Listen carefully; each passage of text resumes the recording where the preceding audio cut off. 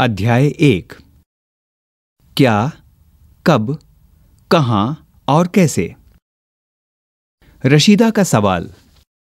रशीदा बैठी अखबार पढ़ रही थी। अचानक उसकी निगाह एक सुर्खी पर पड़ी। 100 साल पहले। वह सोचने लगी, यह कोई कैसे जान सकता है कि इतने वर्षों पहले क्या हुआ था। कैसे पता लगाएं? यह जानने के लिए कि कल क्या हुआ था, तुम रेडियो सुन सकते हो, टेलीविजन देख सकते हो या फिर अखबार पढ़ सकते हो। साथ ही यह जानने के लिए कि पिछले साल क्या हुआ था, तुम किसी ऐसे व्यक्ति से बात कर सकते हो जिसे उस समय की स्मृति हो। लेकिन बहुत पहले क्या हुआ था, ये कैसे जाना जा सकता है? अतीत के बारे में हम क्या जान सकते हैं? अतीत के बारे में बहुत कुछ जाना जा सकता है, जैसे लोग क्या खाते थे, कैसे कपड़े पहनते थे, किस तरह के घरों में रहते थे। हम आखेटकों यानी शिकारियों, पशुपालकों, कृषकों, शासकों, व्यापारियों, पुरोहितों, शिल्पकारों, कलाकारों, संगीतकारों या फिर वैज्ञानिकों के जीवन के बारे में जानकारियां हासिल कर सकते हैं। यही नहीं, हम यह भी पता कर सकते हैं कि उस समय बच्चे कौन से खेल खेलते थे, कौन सी कहानियां सुना करते थे, कौन से नाटक देखा करते थे या फिर कौन कौन से गीत गाते थे, लोग कहाँ रहते थे। पुस्तक में दिए गए मानचित्र 1 पृष्ठ 2 में नर्मदा नदी का पता लगाओ। कई लाख वर्ष पहले से लोग इस नदी के तट पर रह रहे हैं। यहाँ रहने वाले आरंभिक लोगों में से कुछ कुशल संग्राहक थे जो आसपास के जंगलों की विशाल संपदा से परिचित थे। अपने भोजन के लिए वे जड़ों, फलों तथा जंगल के अन्य उत्पादों का यहीं से संग्रह किया करते थे। वे जानवरों का आखेट या शिकार भी करते थे। पृष्ठ संख्या 2। अब तुम उत्तर पश्चिम की सुलेमान और किरथर पहाड़ियों का पता लगाओ। इसी क्षेत्र में कुछ ऐसे स्थान हैं जहां लगभग 8000 वर्ष पूर्व स्त्री पुरुषों ने सबसे पहले गेहूं तथा जौ जैसी फसलों को उपजाना आरंभ किया। उन्होंने भेड़, बकरी और गाय बैल जैसे पशुओं को पालतू बनाना शुरू किया। ये लोग गांव में रहते थे। उत्तर पूर्व में गारो तथा मध्य भारत में विंध्य पहाड़ियों का पता लगाओ। ये कुछ अन्य ऐसे क्षेत्र थे जहां कृषि का विकास हुआ। जहां सबसे पहले चावल उपजाया गया, वे स्थान विंध्य के उत्तर में स्थित थे। इस पृष्ठ पर एक मानचित्र दिया गया है जो उपमहाद्वीप का प्राकृतिक मानचित्र है। पृष्ठ संख्या 3। मानचित्र पर सिंधु तथा इसकी सहायक नदियों का पता लगाने का प्रयास करो। मानचित्र 1 दक्षिण एशिया यानी आधुनिक भारत, पाकिस्तान, बांग्लादेश, नेपाल, भूटान और श्रीलंका और अफगानिस्तान, ईरान, चीन तथा म्यांमार आदि पड़ोसी देशों को दर्शाता है। दक्षिण एशिया का एक महाद्वीप से छोटा है, लेकिन विशालता तथा बाकी एशिया से समुद्रों, पहाड़ियों तथा पर्वतों से बंटे होने के कारण इसे प्रायः उपमहाद्वीप कहा जाता है। आइए अब आज के पाठ में चलें। सहायक नदियां उन्हें कहते हैं जो एक बड़ी नदी में मिल जाती है। लगभग 4700 वर्ष पूर्व इन्हीं नदियों के किनारे कुछ आरंभिक नगर फले फूले। गंगा तथा इसकी सहायक नदियों के किनारे तथा समुद्र तटवर्ती इलाकों में नगरों का विकास लगभग 2500 वर्ष पूर्व हुआ। आपके करने के लिए गंगा तथा इसकी सहायक नदी सोन का पता लगाओ। आइए अब पाठ में चलें। गंगा के दक्षिण में इन नदियों के आसपास का क्षेत्र प्राचीन काल में मगध यानी वर्तमान बिहार में नाम से जाना जाता था। इसके शासक बहुत शक्तिशाली थे और उन्होंने एक विशाल राज्य स्थापित किया था। देश के अन्य हिस्सों में भी ऐसे राज्यों की स्थापना की गई थी।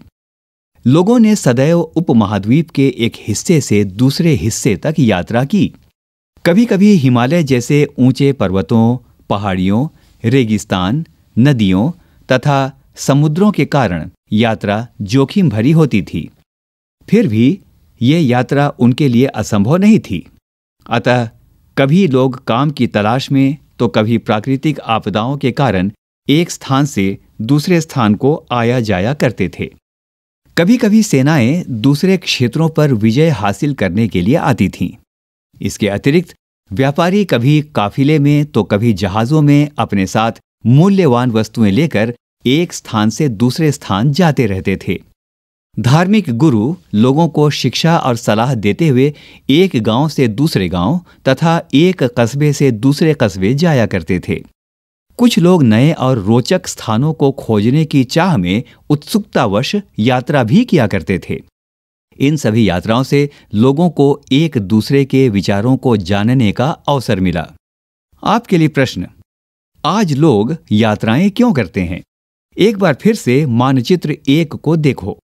पहाड़ियां, पर्वत और समुद्र इस महाद्वीप की प्राकृतिक सीमा का निर्माण करते हैं।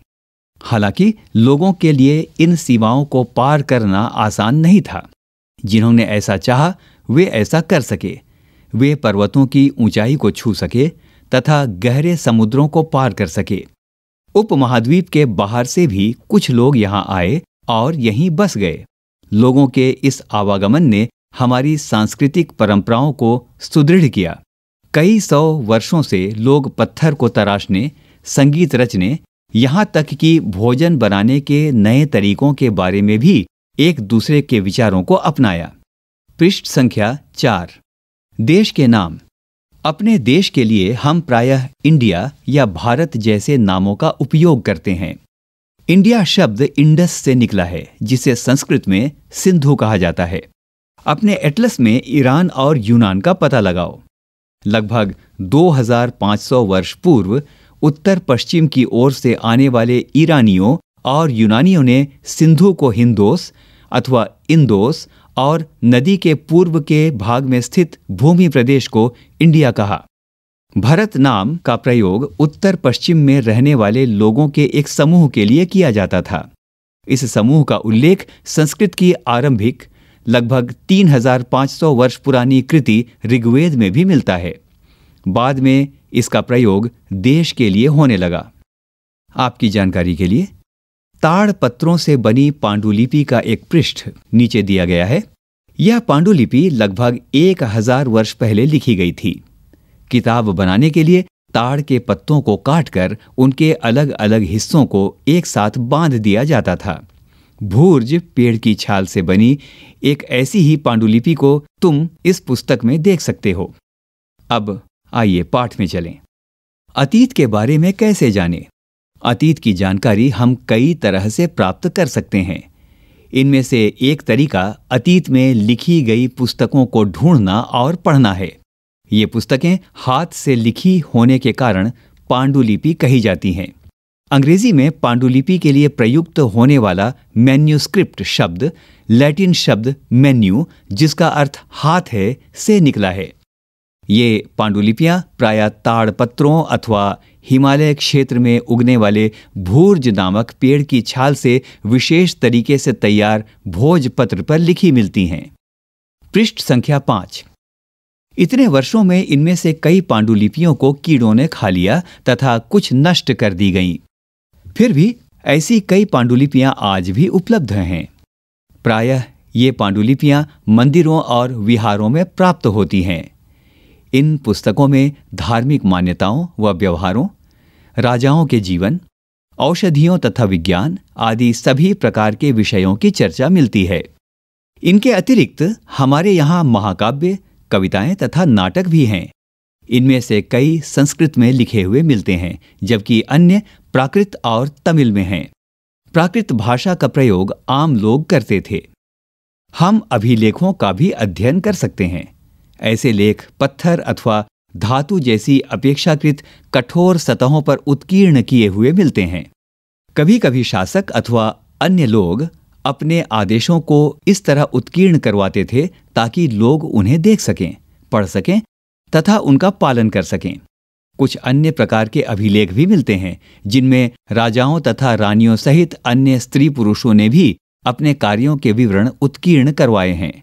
उदाहरण के लिए प्रायः शासक लड़ाइयों में अर्जित विजयों का लेखा जोखा रखा करते थे।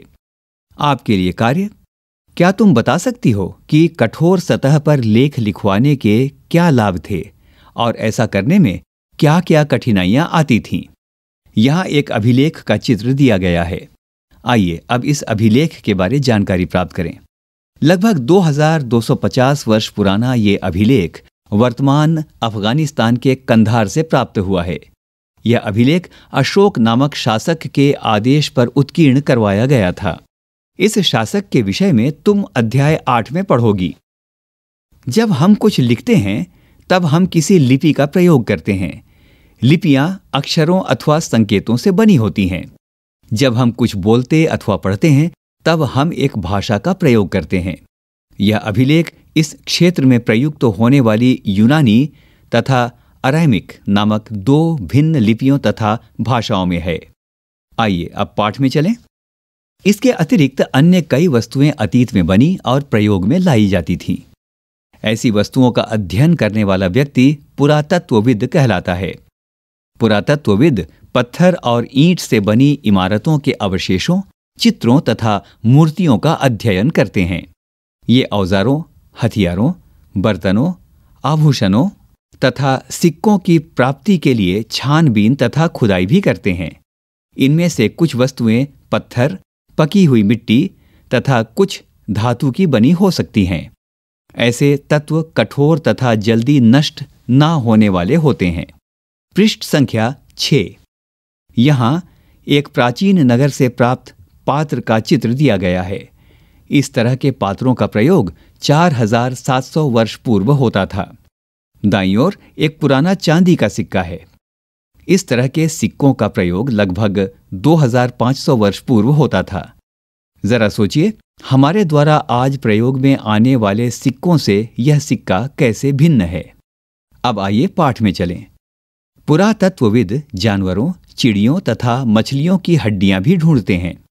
इससे उन्हें यह जानने में मदद मिलती है कि अतीत में लोग क्या खाते थे।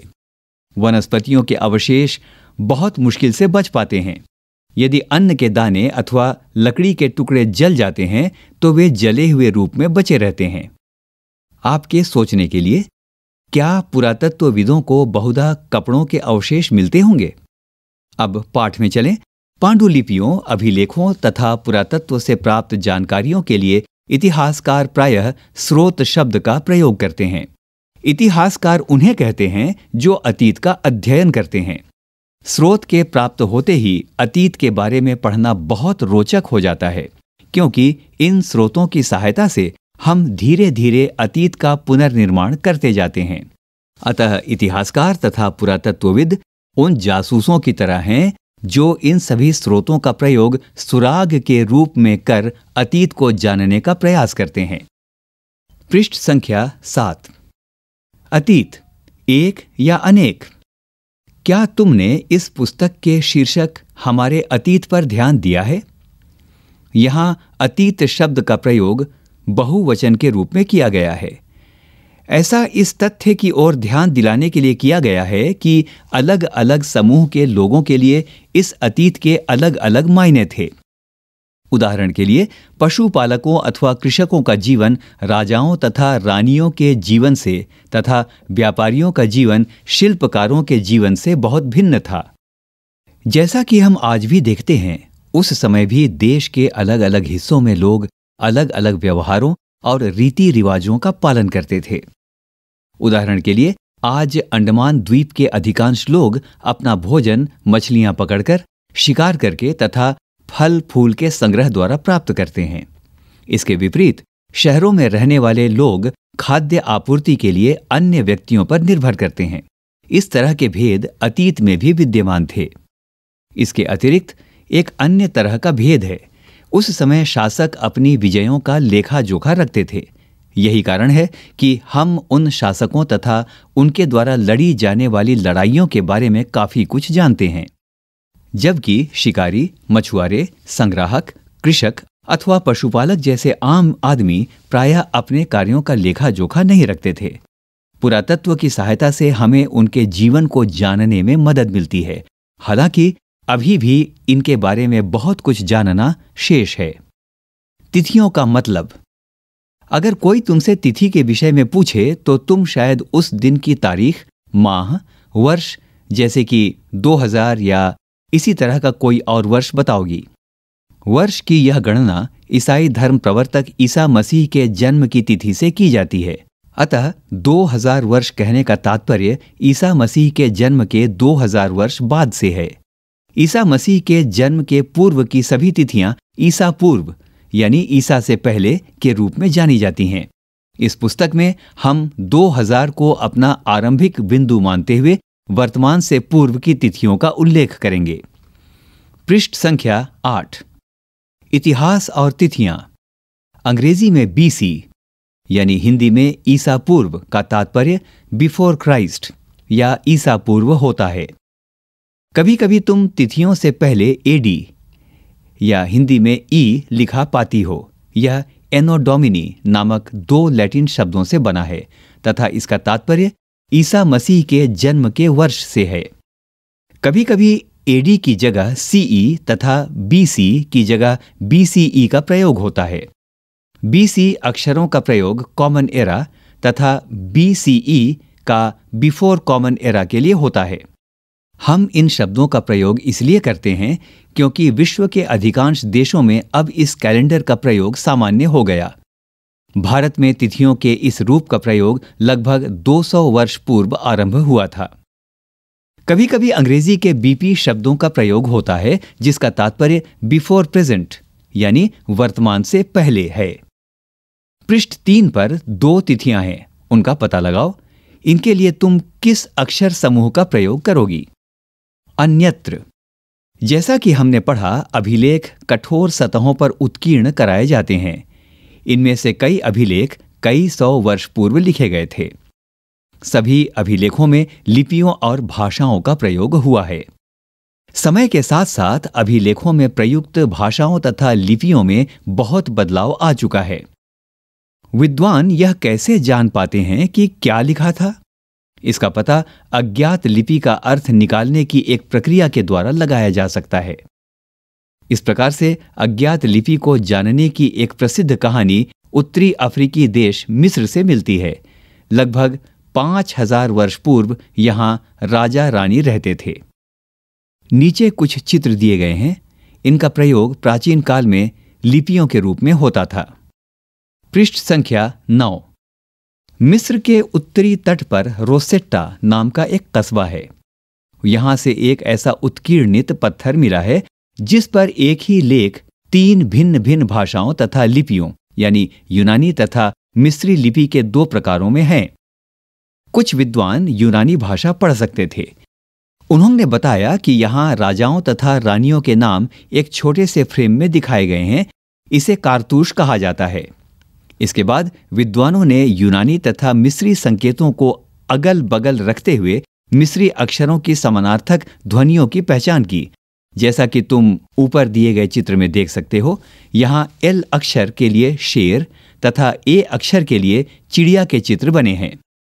एक बार जब उन्होंने यह जान लिया कि विभिन्न अक्षर किनके लिए प्रयुक्त हुए हैं, तो वे आसानी से अन्य अभिलेखों को भी पढ़ सके। कल्पना। अगर आपको यह कहानी पसंद आई हो तो लाइक करिए और इसी तरह की और कहानियों तथा किताबों को सुनने के लिए सब्सक्राइब करें हमारे चैनल को और दबाएं बेल आइकन।